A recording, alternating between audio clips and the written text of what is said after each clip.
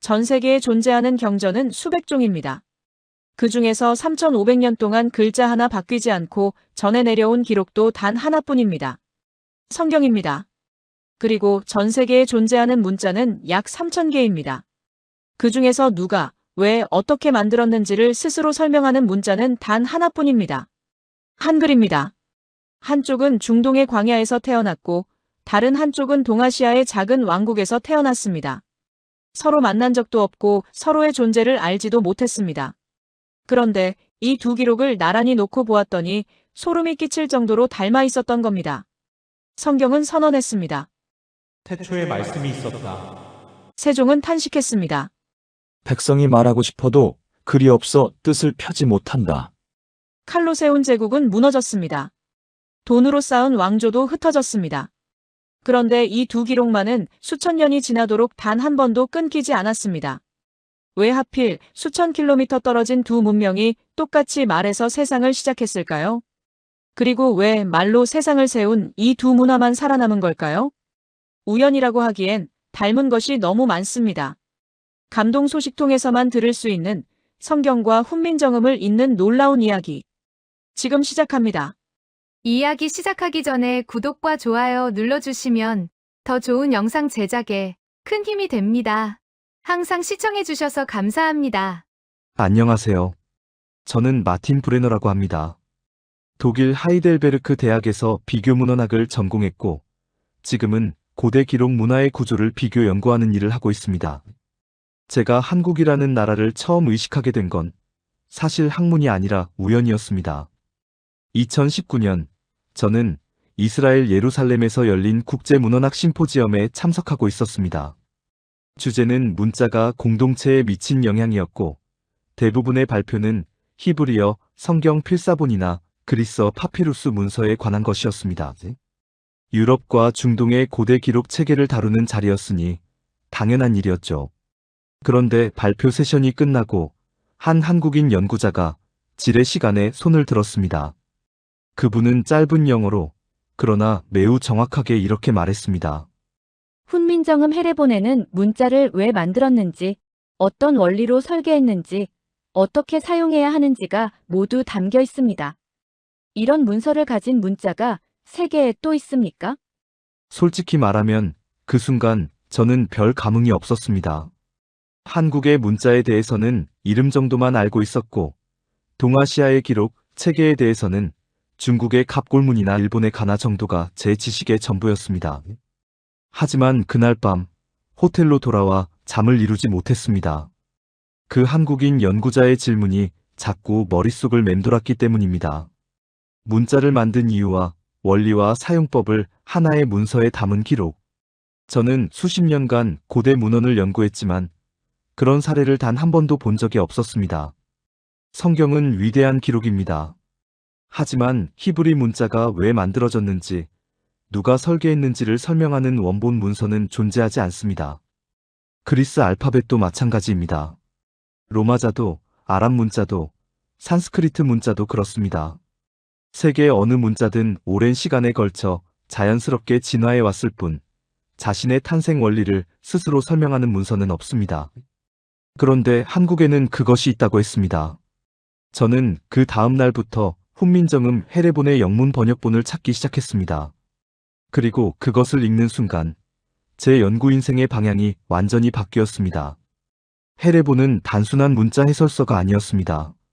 그것은 하나의 철학서이자 음성학 논문이자 동시에 정치적 선언문이었습니다. 천지인의 원리로 모음을 설계하고 발성기관의 모양을 본떠 자음을 만들었다는 설명을 읽으면서 저는 손이 떨렸습니다. 이건 문자가 아니라 설계도였습니다. 저는 그때부터 성경의 기록 정신과 훈민정음의 기록 정신을 나란히 놓고 비교하기 시작했습니다. 그리고 놀라운 사실을 발견했습니다. 이 두 기록 문화는 시대도, 공간도, 종교도 전혀 다르지만 세상을 바라보는 근본적인 시선이 거의 같았던 겁니다. 두 문화 모두 말을 세상의 시작이라고 보았습니다. 두 문화 모두 기록을 공동체의 생명줄이라고 여겼습니다. 두 문화 모두 말을 잃는 것을 가장 두려운 재앙이라고 생각했습니다. 저는 이 이야기를 여러분과 나누고 싶었습니다. 한국인들은 자신의 문자가 얼마나 특별한지 충분히 알고 계실 겁니다. 하지만 그 특별함이 인류 문명사의 맥락에서 어떤 의미를 갖는지는 오히려 바깥에서 바라볼 때 더 선명하게 보이는 법입니다. 지금부터 제가 발견한 것들을 하나씩 말씀드리겠습니다. 성경과 훈민정음, 이 두 기록이 왜 닮았는지, 그리고 그 닮음이 왜 경이로운 것인지를 함께 살펴보겠습니다. 많은 분들이 성경의 첫 문장을 아실 겁니다. 태초에 말씀이 있었다. 이 문장은 요한복음 1장 1절에 기록된 것으로 아마 세계에서 가장 많이 인용된 문장 중 하나일 겁니다. 그런데 이 문장을 읽을 때 대부분의 사람들은 한 가지 오해를 합니다. 말씀이라는 단어를 누군가의 음성, 즉 소리로 이해하는 것입니다. 하지만 원문을 들여다보면 이야기가 완전히 달라집니다. 요한복음이 기록된 원어는 그리스어입니다. 그리고 원문에서 말씀에 해당하는 단어는 로고스입니다. 로고스라는 단어를 아시는 분도 계실 텐데 이 단어는 단순히 말이라는 뜻이 아닙니다. 고대 그리스 철학에서 로고스는 이성, 논리, 질서, 법칙, 원리를 모두 포괄하는 개념이었습니다. 즉, 태초에 말씀이 있었다는 문장의 진짜 의미는 이렇습니다. 세상이 시작되기 전에 이미 질서가 있었다. 만물이 존재하기 전에 이미 원리가 있었다. 소리가 나기 전에 이미 그 소리를 가능하게 하는 구조가 있었다. 이것은 종교적 선언이기 이전에 세계관에 대한 선언이었습니다. 저는 비교문헌학을 연구하면서 세계 주요 문명의 창세 기록을 수없이 비교해 왔습니다. 그런데 대부분의 고대 문명은 세상의 시작을 물질로 설명합니다. 메소포타미아 신화에서는 물에서 세상이 시작되었고, 이집트 신화에서는 태양신의 눈물에서 인간이 태어났습니다. 북유럽 신화에서는 거인의 몸이 찢어져 돼지가 되었습니다. 전부 물질입니다. 눈에 보이는 것, 만질 수 있는 것에서 세상이 시작됩니다. 하지만 히브리 전통은 전혀 다른 길을 택했습니다. 세상의 시작에 놓인 것은 물질이 아니라 말이었습니다. 그것도 그냥 말이 아니라 질서를 품은 말이었습니다. 창세기를 보면 하나님이 세상을 만들 때 사용한 방법은 단 하나입니다. 말하는 것이었습니다. 빛이 있으라 하니 빛이 있었다. 이 구절이 의미하는 바는 명확합니다. 말이 곧 창조였다는 것입니다. 말이 곧 실현이었다는 것입니다. 말을 하는 순간 그것은 존재가 되었습니다. 이것은 단순한 신화적 상상이 아닙니다. 이것은 말에 대한 근본적인 믿음입니다. 말은 허공에 사라지는 것이 아니라 세상을 만드는 힘이다. 저는 이 개념을 처음 깊이 이해했을 때 굉장히 독특한 세계관이라고 생각했습니다. 인류 문명 수천 년의 역사에서 세상의 기원을 물질이 아닌 언어에 둔 문화는 극히 드뭅니다. 히브리 전통은 그 드문 사례 중 하나였습니다. 그런데 이 개념에는 한 가지 중요한 확장이 있습니다. 말이 세상을 만들었다면, 말이 사라지면 세상도 무너진다는 논리가 자연스럽게 따라옵니다. 실제로 성경 전체를 관통하는 주제 중 하나가 바로 이것입니다. 말씀을 지킨 시대는 번영했고, 말씀을 잃은 시대는 몰락했습니다. 구약 성경의 사사기 시대가 대표적입니다. 말씀이 희귀했던 시대, 사람들은 각자 자기 소견에 옳은 대로 행했고, 공동체는 혼란에 빠졌습니다. 말이 있으면 질서가 있고, 말이 없으면 혼돈이 온다. 이것이 히브리 기록 문화의 가장 근본적인 전제였습니다. 그리고 저는 이 전제를 이해한 뒤에야 비로소 훈민정음이라는 기록이 왜 그토록 특별한지를 깨닫게 되었습니다. 왜냐하면 600년 전 조선의 한 왕도 정확히 같은 전제 위에 서 있었기 때문입니다. 말이 없으면 백성이 무너진다. 세종은 그것을 알고 있었습니다. 그리고 그 깨달음이 인류 역사상 가장 과학적인 문자를 탄생시켰습니다. 그 이야기를 다음에 이어서 말씀드리겠습니다. 앞서 저는 성경에서 말씀이 단순한 소리가 아니라 세상을 세우는 질서였다는 이야기를 했습니다. 이제 같은 질문을 세종에게 던져보겠습니다. 세종에게 문자란 무엇이었을까요? 많은 분들이 훈민정음 창제를 떠올리면 위대한 발명이라는 단어를 먼저 생각하실 겁니다. 물론 맞는 말입니다. 하지만 저는 훈민정음을 연구하면서 그것이 단순한 발명이 아니었다는 확신을 갖게 되었습니다. 훈민정음 서문을 다시 읽어보겠습니다. 세종은 이렇게 썼습니다. 나라의 말이 중국과 달라 문자와 서로 통하지 않으니 어리석은 백성이 말하고 싶어도 끝내 뜻을 펴지 못하는 이가 많다. 내 일을 불쌍히 여겨 새로 28글자를 만드노니 사람마다 쉽게 익혀 날마다 쓰는데 편하게 하고자 할 따름이다. 이 서문은 세계 어떤 문자의 탄생 기록에도 존재하지 않는 것입니다. 왜냐하면 이 서문에는 문자를 만든 사람의 동기, 철학, 대상, 목표가 모두 담겨 있기 때문입니다. 한 줄 한 줄을 뜯어보면 그 깊이에 놀라게 됩니다.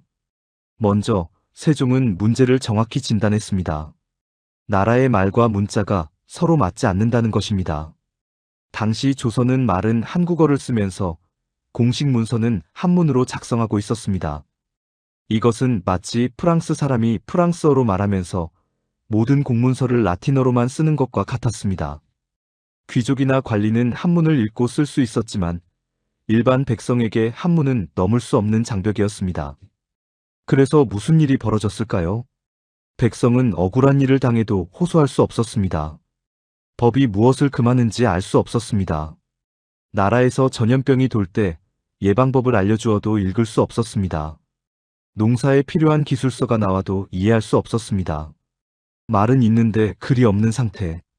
그것은 단순한 불편이 아니었습니다. 그것은 존재의 단절이었습니다. 저는 유럽의 역사에서 비슷한 사례를 많이 보아왔습니다. 중세 유럽에서도 라틴어는 성직자와 귀족의 전유물이었고 일반 민중은 자신의 언어로 글을 쓸 수 없었습니다.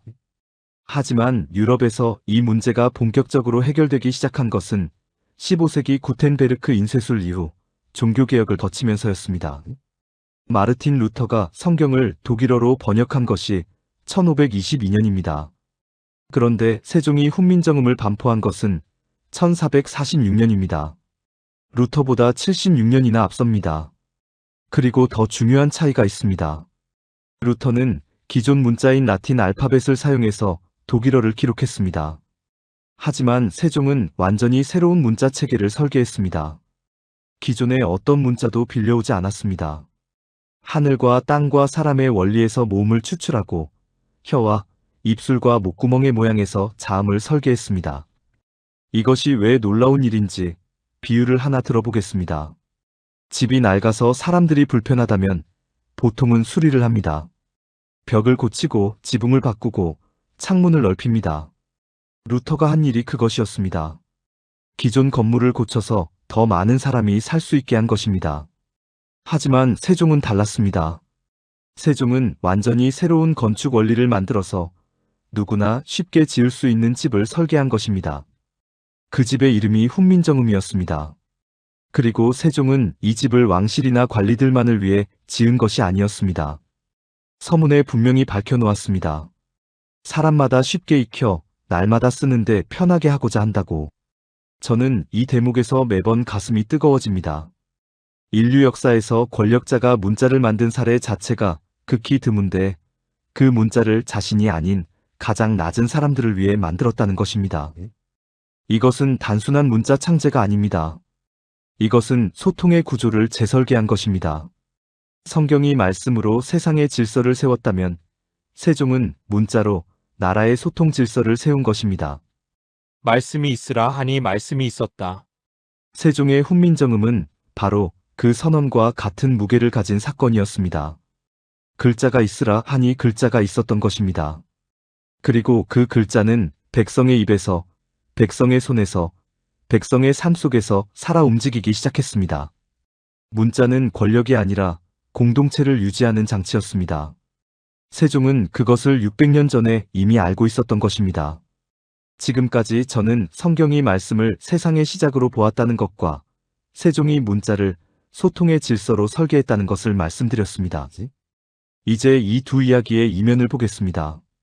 말이 있을 때 무엇이 가능했는지를 보았으니 이번에는 말이 사라졌을 때 무엇이 무너졌는지를 살펴볼 차례입니다. 성경의 역사에서 가장 어두운 시대 중 하나를 꼽으라면 저는 사사기 시대를 말씀드리겠습니다. 사사기는 이스라엘 민족이 이집트를 탈출하고 가나안 땅에 정착한 뒤 왕이 세워지기 전까지의 약 300년을 기록한 책입니다. 이 시대의 특징을 성경은 단 한 문장으로 요약합니다. 그 시대에는 왕이 없었으므로 사람마다 자기 소견에 옳은 대로 행하였다. 이 문장이 의미하는 바는 깊습니다. 왕이 없다는 것은 단순히 통치자가 없다는 뜻이 아닙니다. 공동체를 하나로 묶는 공통의 약속, 공통의 언어, 공통의 질서가 사라졌다는 뜻입니다. 사람들은 각자의 기준으로 살았고, 각자의 정의를 주장했고, 각자의 방식으로 행동했습니다. 그 결과는 끊임없는 분쟁과 폭력과 배신이었습니다. 성경학자들은 이 시대를 설명할 때 자주 이런 표현을 씁니다. 말씀이 희귀했던 시대라고.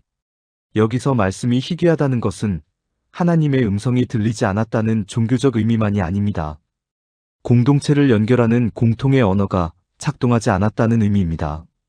사람과 사람 사이에 같은 약속이 통하지 않고, 같은 규칙이 지켜지지 않고, 같은 가치가 공유되지 않는 상태. 그것이 말이 사라진 상태였습니다. 그리고 저는 조선의 역사에서도 정확히 같은 구조를 발견했습니다. 훈민정음이 만들어지기 전 조선의 백성들은 어떤 상태에 놓여 있었을까요? 말은 있었습니다. 한국어라는 풍부한 언어가 있었습니다. 하지만 그 말을 기록할 문자가 없었습니다. 정확히 말하면 백성의 말을 담을 수 있는 문자가 없었습니다. 한문은 있었지만 그것은 양반과 관리의 전유물이었습니다. 백성이 한문을 배울 기회는 사실상 존재하지 않았습니다. 그래서 백성들은 기록의 세계에서 완전히 배제되어 있었습니다. 이것이 실생활에서 어떤 결과를 낳았는지를 생각해보면 그 심각성이 드러납니다. 조선시대에 억울한 일을 당한 백성이 관아에 호소하려면 소장을 써야 했습니다. 하지만 한문을 모르는 백성은 소장을 쓸 수 없었습니다. 대피를 부탁하려 해도 돈이 필요했고, 대필업자가 내용을 제대로 전달해 주리라는 보장도 없었습니다. 결국 많은 백성들은 억울함을 품은 채 침묵할 수밖에 없었습니다. 법이 바뀌어도 알 수 없었습니다. 세금 제도가 변해도 이해할 수 없었습니다. 전염병이 돌 때 조정에서 의서를 편찬해도 읽을 수 없었습니다. 농업기술서가 발간되어도 활용할 수 없었습니다. 말은 있는데 기록이 없는 상태. 이것은 성경의 사사기 시대와 놀랍도록 유사한 구조입니다. 사사기에서 말씀이 희귀했을 때 공동체가 무너진 것처럼 조선에서도 백성이 기록에서 배제되었을 때 공동체의 근간이 흔들렸습니다. 왕과 백성 사이의 소통이 단절되었고, 법과 현실 사이에 간극이 벌어졌고, 지식과 일상 사이에 장벽이 세워졌습니다. 저는 이 비교를 처음 발견했을 때 한동안 멍하니 앉아 있었습니다. 수천 킬로미터 떨어진 두 문명이 수천 년의 시차를 두고 정확히 같은 결론에 도달해 있었기 때문입니다. 말을 잃는 것은 단순히 불편한 일이 아니다. 말을 잃는 것은 인간성을 잃는 것이다. 히브리 민족은 이것을 뼈아프게 경험했고, 그래서 말씀을 보존하고 전달하는 것을 민족 존립의 핵심으로 삼았습니다. 세종도 이것을 정확히 꿰뚫어 보았고, 그래서 백성 모두가 쓸 수 있는 문자를 만든 것입니다. 재미있는 것은 두 문화 모두 이 문제를 해결한 방식입니다. 히브리 전통에서는 율법을 구전으로, 그리고 문자로 끊임없이 전달했습니다. 아버지가 아들에게, 선생이 제자에게, 한 세대가 다음 세대에게 말씀을 이어주었습니다.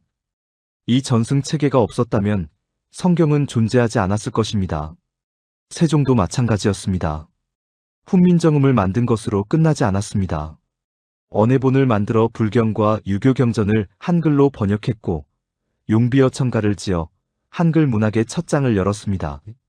문자를 만드는 것에서 멈추지 않고 그 문자가 살아 움직이는 생태계를 만들려 했던 것입니다. 말이 없으면 공동체가 무너진다는 것, 그리고 말을 지키려면 끊임없이 기록하고 전달해야 한다는 것. 이 두 가지 진실을 이 두 문화는 각자의 역사 속에서 처절하게 배웠습니다. 이제 조금 다른 각도에서 이 두 문화를 살펴보겠습니다. 앞서 저는 말이 사라졌을 때 공동체가 무너졌다는 이야기를 했습니다. 그런데 한 가지 의문이 남습니다.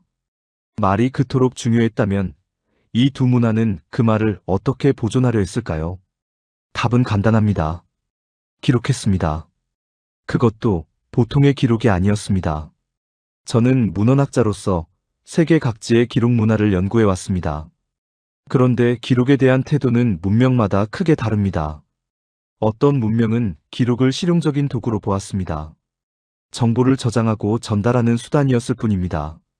하지만 어떤 문명은 기록 자체를 신성한 행위로 여겼습니다. 글을 쓰는 것이 단순한 작업이 아니라 하나의 의식이자 책임이었던 것입니다. 히브리 전통과 한국의 기록 문화는 후자에 속합니다. 그것도 가장 극단적인 형태로. 먼저 히브리 전통을 보겠습니다. 유대교에서 토라, 즉 모세오경을 필사하는 사람을 소페르라고 부릅니다. 소페르는 단순한 필경사가 아닙니다.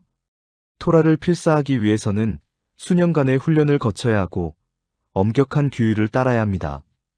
필사할 때는 특별히 제작된 양피지 위에 특별히 조제된 잉크로 특별히 깎은 펜을 사용해야 합니다. 그런데 가장 놀라운 규칙은 따로 있습니다. 글자 하나라도 틀리면 그 양피지 전체를 폐기해야 합니다. 수정하거나 더 쓰는 것이 허용되지 않습니다. 한 글자의 오류가 발견되면 몇 달에 걸친 작업이 한순간에 무효가 됩니다. 왜 이렇게까지 했을까요? 그것은 기록이 단순한 정보가 아니라 신과 인간 사이의 약속이었기 때문입니다. 약속의 한 글자라도 바뀌면 약속 전체가 훼손된다고 여겼던 것입니다. 이 전통 덕분에 토라의 본문은 수천 년간 거의 변하지 않았습니다. 1947년에 발견된 사해 문서는 기원전 2세기경에 작성된 것인데 현대 히브리어 성경과 비교했을 때 그 내용이 놀라울 정도로 일치했습니다. 2000년이 넘는 세월 동안 글자 하나 틀리지 않게 이어져 온 것입니다. 저는 이 사실을 알았을 때 이것이야말로 인류 기록 역사의 기적이라고 생각했습니다. 그런데 한국의 기록 문화를 연구하면서 저는 같은 종류의 기적을 다시 한번 목격하게 되었습니다. 조선왕조실록을 아시는 분이 많으실 겁니다. 조선왕조실록은 조선 건국부터 마지막 왕까지 472년간의 역사를 기록한 연대기입니다. 총 1893권, 888책에 달하는 방대한 기록입니다. 하지만 이 실록이 세계적으로 특별한 이유는 그 분량 때문만이 아닙니다. 실록을 기록한 사관은 왕 앞에서 일어나는 모든 일을 기록했습니다. 왕의 말, 신하의 말, 회의 내용, 날씨, 심지어 왕이 실수한 일까지 빠짐없이 적었습니다. 그리고 여기서 결정적인 원칙이 있었습니다. 왕이라 하더라도 실록을 볼 수 없었습니다. 이것은 세계 어느 왕조에서도 찾아보기 어려운 원칙입니다. 중국의 황제는 사관의 기록을 열람할 수 있었고 마음에 들지 않으면 수정을 명할 수도 있었습니다. 유럽의 왕들도 궁정 기록관에게 유리한 방향으로 기록하도록 지시하는 일이 빈번했습니다. 하지만 조선에서는 사관의 독립성이 철저하게 보장되었습니다. 태종이 사초를 보려 했을 때 신하들이 목숨을 걸고 거부한 일화는 조선의 기록 정신이 얼마나 강력했는지를 보여주는 상징적인 사건입니다. 그리고 조선은 기록의 보존에도 놀라운 집착을 보였습니다. 실록은 한 부만 만들지 않았습니다. 최소 4부를 만들어 전국 각지의 사고에 분산 보관했습니다. 임진왜란 때 3곳의 사고가 불에 탔지만 전주 사고의 실록이 살아남았습니다. 이 한 부를 지키기 위해 선비와 백성이 목숨을 걸고 실록을 피난시킨 이야기는 한국인들에게는 잘 알려진 이야기일 겁니다. 저는 이 이야기를 처음 접했을 때 히브리 전통의 토라 보존 역사가 겹쳐 보였습니다. 유대인들도 수천 년간 나라를 잃고 쫓기고 학살당하면서도 토라 두루마리만은 반드시 지켜냈습니다. 회당이 불에 타도 마을이 파괴되어도 사람들은 가장 먼저 토라를 들고 도망쳤습니다. 기록을 잃는 것은 민족을 잃는 것과 같았기 때문입니다. 조선의 선비들이 전주 사고의 실록을 지킨 것도 같은 맥락이었습니다. 그들에게 실록은 단순한 역사서가 아니었습니다. 그것은 나라의 정신이자 민족의 기억이자 후손에게 전해야 할 약속이었습니다. 기록을 신성하게 여기는 문화, 글자 하나도 함부로 바꾸지 않는 전통, 기록을 지키기 위해 목숨을 거는 정신, 이 모든 것이 히브리 전통과 한국의 기록 문화의 공통적으로 존재합니다. 서로 한 번도 만난 적 없는 두 문명이 기록에 대해 거의 같은 태도를 가지고 있었다는 것. 이것은 단순한 우연이 아니라 말과 기록의 본질을 깊이 이해한 문화만이 도달할 수 있는 경지라고 저는 생각합니다. 기록은 단순한 정보 저장이 아닙니다. 기록은 책임이며 기억이며 약속입니다. 이 두 문화는 그것을 수천 년 전부터 알고 있었습니다. 기록을 신성하게 여긴 두 문화. 그런데 이 두 문화에는 기록만큼이나 흥미로운 또 다른 공통점이 있습니다. 바로 말 자체를 대하는 태도입니다. 저는 독일에서 자랐습니다. 독일은 직설적인 문화로 유명합니다. 생각한 것을 있는 그대로 말하는 것이 솔직함이고 미덕이라고 여기는 문화입니다. 미국도 비슷합니다. 자기 의견을 분명하게 표현하는 것이 자신감의 표현이라고 배웁니다. 하지만 히브리 전통에서 말을 다루는 방식은 이와 전혀 달랐습니다. 구약 성경 잠언에는 말에 대한 경고가 수없이 등장합니다. 말이 많으면 허물을 면하기 어렵다. 부드러운 대답은 분노를 쉬게 한다. 입을 지키는 자는 자기 생명을 보존한다. 이 구절들이 말하는 바는 일관적입니다. 말은 함부로 꺼내는 것이 아니라는 것입니다. 히브리 전통에서 말은 창조의 도구였습니다. 앞서 말씀드렸듯이 하나님이 세상을 만들 때 사용한 것이 말이었습니다. 그렇다면 인간이 사용하는 말도 마찬가지입니다. 말은 무언가를 만들어낼 수 있는 힘을 가지고 있습니다. 관계를 세울 수도 있고 관계를 무너뜨릴 수도 있습니다. 사람을 살릴 수도 있고 사람을 죽일 수도 있습니다. 그래서 유대 전통에서는 라숀하라, 즉 악한 혀라는 개념이 있습니다.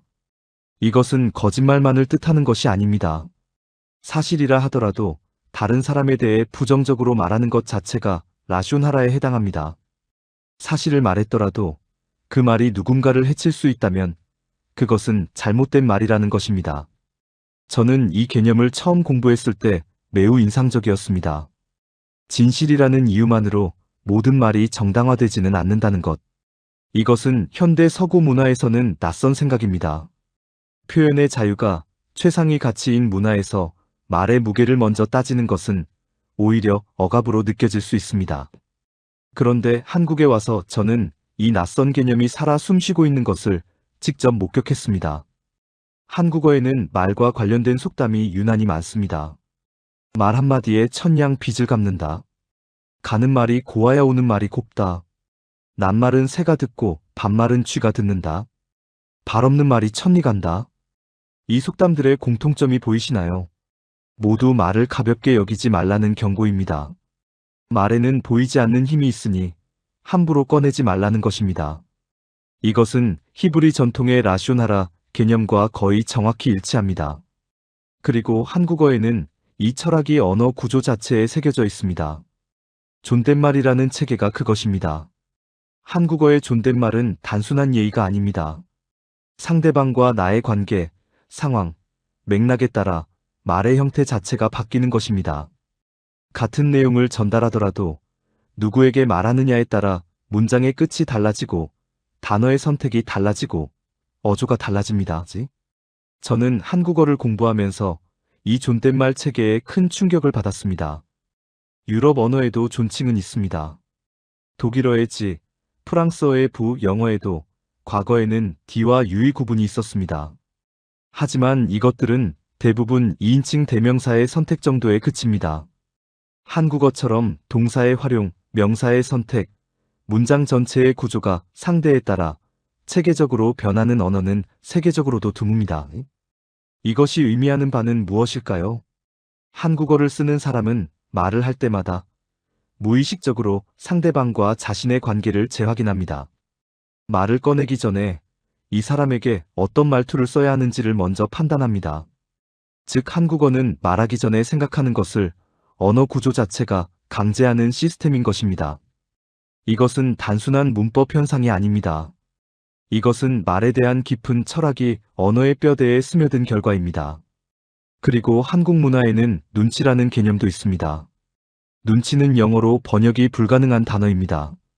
상대방의 기분, 상황, 맥락을 읽고 그에 맞게 자신의 말과 행동을 조절하는 능력을 뜻합니다. 직접적으로 말하지 않아도 통하는 것, 말하지 않음으로써 오히려 더 깊은 의미를 전달하는 것. 이것이 눈치의 세계입니다.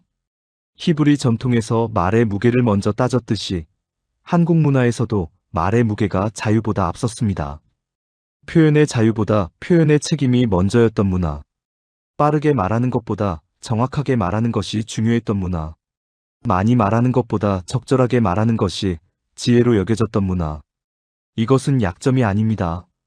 이것은 말의 본질을 이해한 문화만이 가질 수 있는 깊이입니다. 말 한마디가 사람을 살리기도 하고 죽이기도 한다는 것. 이 진실을 히브리 민족은 경전으로 가르쳤고 한국 민족은 일상의 문법으로 체화했습니다. 방식은 달랐지만 도달한 곳은 같았습니다. 지금까지 저는 말의 힘, 말의 부재, 기록의 신성함, 그리고 말을 다루는 태도까지 이야기해 왔습니다. 이제 한 가지 더 짚어야 할 공통점이 있습니다. 그것은 이 두 문화가 말의 속도가 아니라 말의 깊이를 택했다는 것입니다. 현대 사회에서 소통의 미덕은 속도입니다. 빠르게 전달하고, 빠르게 반응하고, 빠르게 확산시키는 것이 좋은 소통이라고 여겨집니다. 소셜미디어가 그 상징입니다. 짧고, 강렬하고, 즉각적인 메시지가 세상을 지배합니다. 280자로 세계를 움직이는 시대입니다.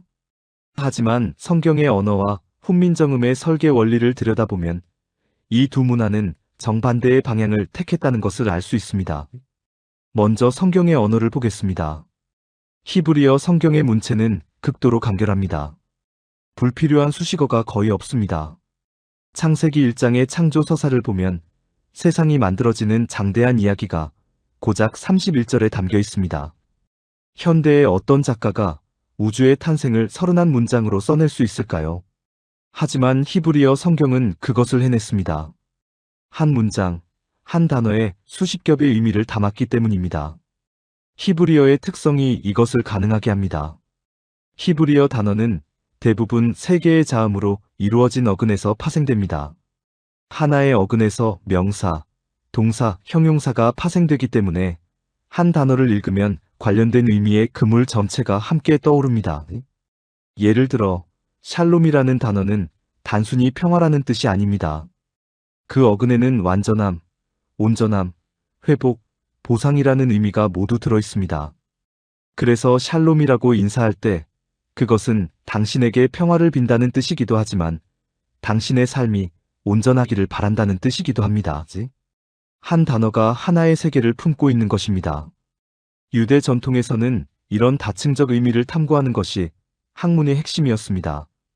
탈무드 학자들은 토라의 한 구절을 놓고 수백 년에 걸쳐 토론했습니다. 같은 문장을 읽으면서도 시대마다 새로운 의미를 발견했습니다. 이것이 가능한 이유는 히브리어 성경의 언어가 빠르게 읽히도록 설계된 것이 아니라 깊이 곱씹도록 설계되었기 때문입니다. 말은 빨리 퍼지는 것보다 오래 남아야 한다. 히브리 전통은 이 원칙 위에 서 있었습니다. 그런데 훈민정음을 보면 저는 같은 원칙이 전혀 다른 방식으로 구현되어 있는 것을 발견합니다.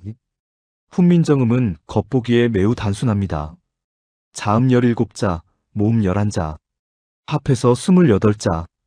이 28개의 기호만으로 한국어의 모든 소리를 표현할 수 있습니다. 배우는데 며칠이면 충분하다고 알려져 있습니다. 하지만 이 단순함 뒤에는 놀라운 질서가 숨어 있습니다. 자음의 기본 글자 5개는 각각 발성기관의 모양을 본뜬 것입니다. 어금니 소리 기역은 혀뿌리가 목구멍을 막는 모양이고 혀소리 니은은 혀가 윗잇몸에 닿는 모양이며 입술 소리 미음은 입의 모양을 본뜬 것입니다. 그리고 이 기본 글자에 획을 더하면 소리가 세지는 규칙이 적용됩니다. 기역에 획을 더하면 키읔이 되고 니은에 획을 더하면 디귿이 됩니다. 이것은 무작위적인 설계가 아닙니다. 이것은 수학적이고 과학적이며 체계적인 설계입니다. 모음도 마찬가지입니다. 하늘을 상징하는 점, 땅을 상징하는 가로획, 사람을 상징하는 세로획.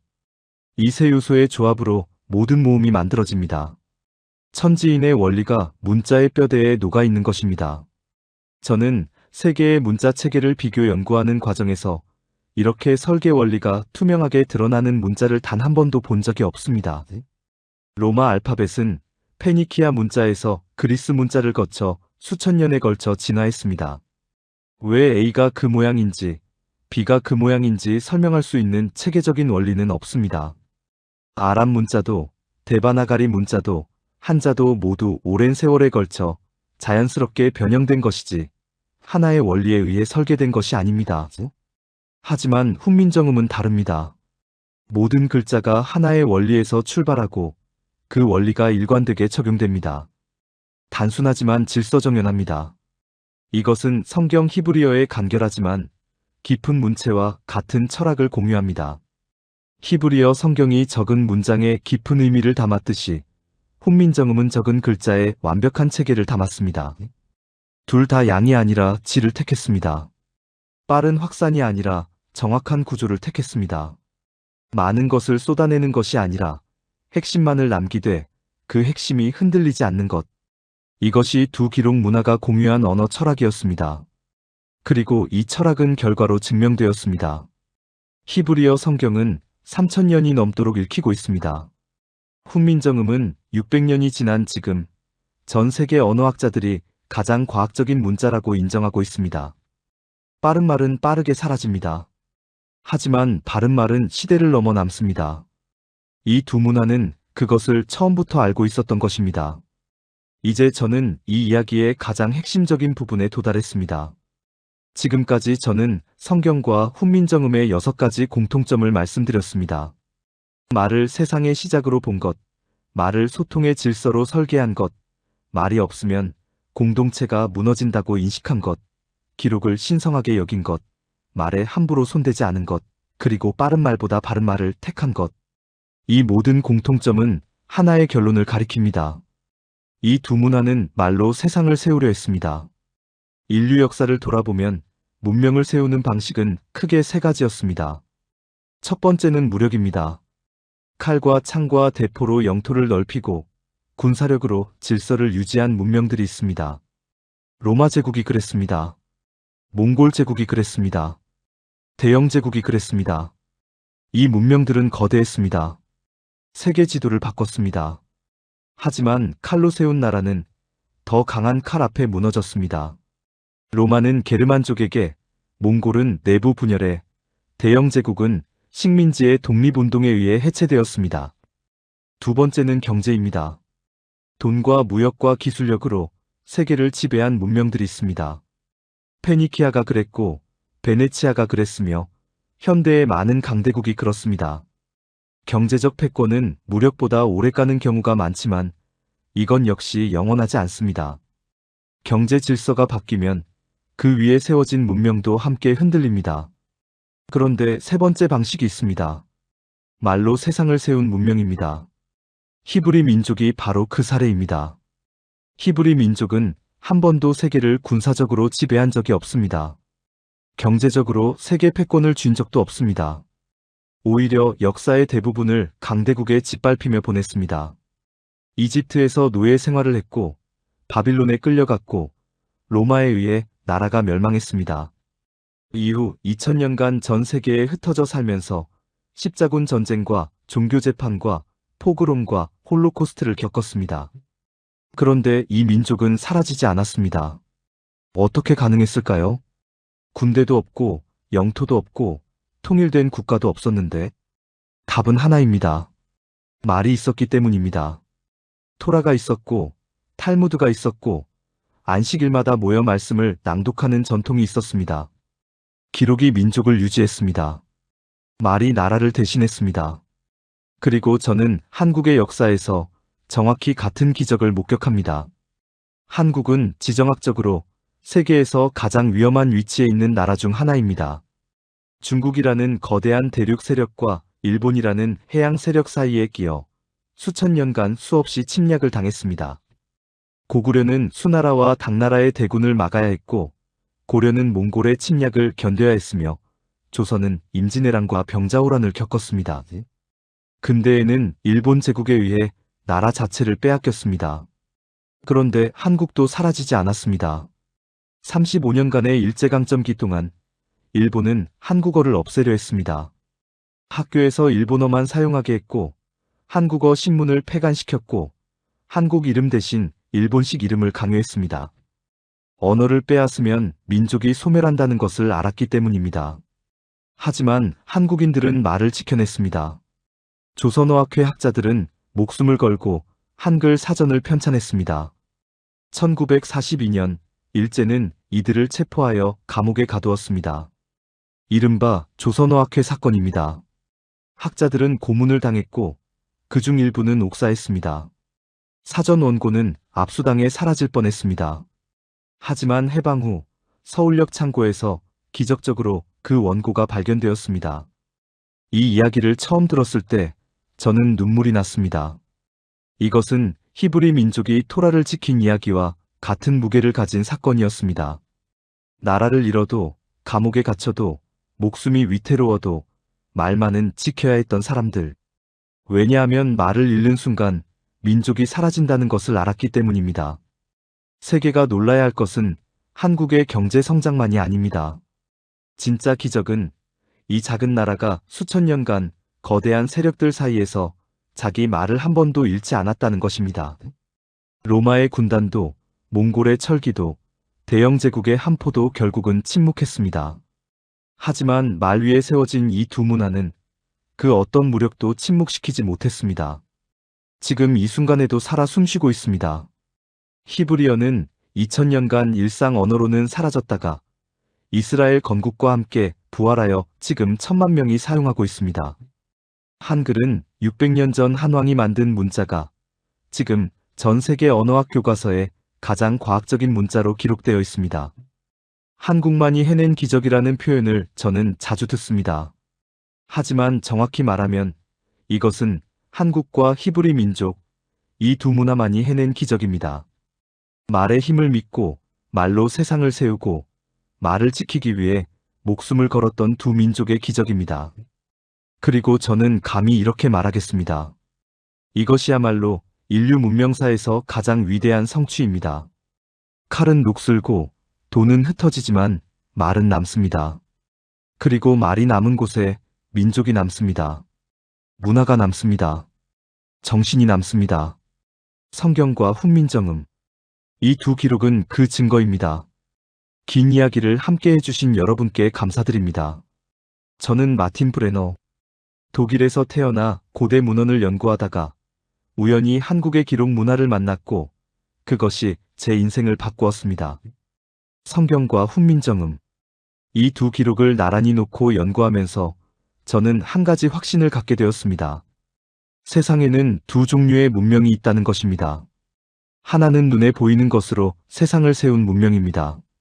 성벽을 쌓고 궁전을 짓고 군대를 일으켜 제국을 만든 문명. 그 흔적은 유적으로 남아 있습니다. 장엄하고 위대하지만 대부분 폐허가 되었습니다. 다른 하나는 눈에 보이지 않는 것으로 세상을 세운 문명입니다. 말을 다듬고 글을 만들고 기록을 지켜서 공동체를 유지한 문명. 그 흔적은 유적이 아니라 언어로 남아 있습니다. 조용하고 겸손하지만 지금도 살아 숨쉬고 있습니다. 한국은 후자에 속하는 문명입니다. 한국인들은 만리장성을 쌓지 않았습니다. 콜로세움을 짓지 않았습니다. 피라미드를 세우지 않았습니다. 하지만 한국인들은 훈민정음을 만들었습니다. 실록을 기록했습니다. 의궤를 남겼습니다. 그리고 나라를 빼앗긴 시절에도 감옥에 갇히면서도 목숨이 위태로운 순간에도 말만은 놓지 않았습니다. 저는 여러 나라를 다니며 연구를 해왔지만 한국처럼 자기 언어에 대한 자부심이 깊은 나라를 본 적이 없습니다. 한글날이라는 국경일을 가진 나라가 세계에 또 있습니까? 문자의 탄생을 온 국민이 기념하는 나라가 어디에 있습니까? 그것은 한국인들이 본능적으로 알고 있기 때문입니다. 말이 곧 자신들이라는 것을, 말이 사라지면 자신들도 사라진다는 것을, 히브리 민족이 토라를 지키며 2000년을 버텼듯이 한국 민족은 한글을 지키며 수천 년을 버텨왔습니다. 이것은 비유가 아닙니다. 이것은 역사적 사실입니다. 그리고 저는 이 사실 앞에서 한 가지 질문을 던지고 싶습니다. 지금 우리는 말을 어떻게 쓰고 있을까요? 줄임말이 넘쳐나는 시대입니다. 이모티콘이 문장을 대신하는 시대입니다. 댓글 한 줄이 한 사람의 인생을 무너뜨리는 시대입니다. 말이 넘쳐나지만 정작 말의 무게는 사라져가고 있습니다. 성경은 말씀을 잃은 시대가 가장 어두운 시대였다고 기록했습니다. 세종은 백성이 말하지 못하는 것이 가장 슬픈 일이라고 탄식했습니다. 그 두 기록이 우리에게 말하고 있습니다. 말을 가볍게 쓰지 마라. 말을 잃지 마라. 말을 지켜라. 여러분은 원래 말을 가볍게 쓰는 민족이 아니었습니다. 말을 만들고 말을 지키고 말로 서로를 묶어온 민족이었습니다. 말 한마디에 천냥 빚을 갚을 줄 알았고 말 한마디에 사람의 마음을 어루만질 줄 알았던 민족이었습니다. 그 정신이 600년 전 훈민정음을 만들었고 35년의 암흑기에도 한글을 지켜냈고 오늘날 전 세계가 감탄하는 한국어 문화를 꽃피운 것입니다. 저는 이 연구를 통해 한국이라는 나라를 다시 보게 되었습니다. 그리고 한국인 여러분께 이 말씀을 꼭 전하고 싶었습니다. 여러분의 말은 세계가 부러워하는 유산입니다. 여러분의 글자는 인류가 만든 가장 아름다운 설계도입니다. 그리고 여러분의 기록 정신은 수천 년 문명사에서 손에 꼽을 만큼 위대한 것입니다. 부디 이 유산을 잊지 마시길 바랍니다. 여러분께 마지막으로 여쭙겠습니다. 살아오시면서 가장 무겁게 기억에 남는 말 한마디가 있으신가요?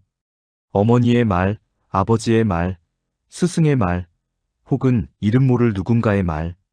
그 한마디가 여러분의 삶을 어떻게 바꾸었는지 댓글로 남겨주세요. 그 말이 사라지지 않도록, 그 말이 이곳에 기록되도록. 감동 소식통이었습니다.